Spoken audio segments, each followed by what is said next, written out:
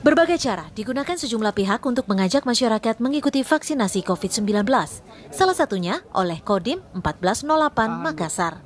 Dengan menggunakan kendaraan tempur, petugas menggelar vaksinasi COVID-19 di Markas Komando Kodim Tabes Makassar. Tank AIMIC yang biasanya digunakan di medan tempur dipilih menjadi lokasi penyuntikan vaksin COVID-19. Cara ini menarik antusias warga, termasuk penerima vaksin anak. Warga pun tak lupa bersuah foto usai disuntik vaksin COVID-19. Vaksin keberapa? Vaksin kedua, Mi. Waktu vaksin pertama di dalam mana, Ki? Di dalam Dalam ruangan, Ji? Iya. Nah, ini vaksin kedua? Vaksin kedua di tank. Oh, bagaimana perasaannya? Enak, Ji. Karena pengalaman pertama aku vaksin dalam tank. Memang cita-citanya apa?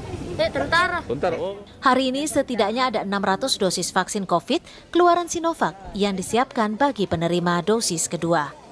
Kita rencanakan kita datangkan adanya tank ambulan untuk didatangkan di Kodim ini dalam rangka memperbesar, memasifkan kegiatan vaksin ini di wilayah Kota Makassar.